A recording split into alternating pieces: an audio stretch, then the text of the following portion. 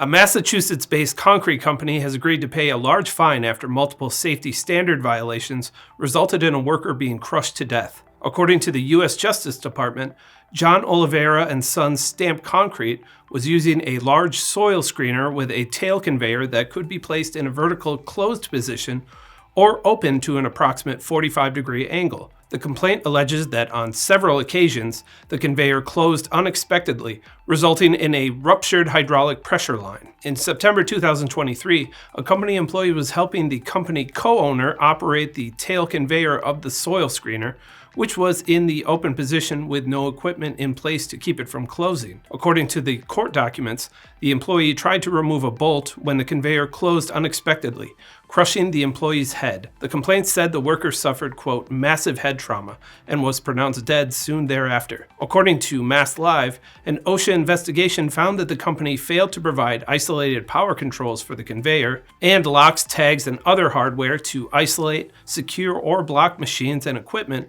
from their energy sources to prevent sudden starts or moves. The company was also accused of not properly maintaining the soil screener or forbidding employees from riding on the front end loader's bucket, which exposed them to crush and fall hazards. John Oliveira Sons Stamp Concrete now faces up to 5 years of probation, up to $500,000 in fines, and restitution payments to the estate of the deceased worker. I'm Ben Munson, and this is Manufacturing Now.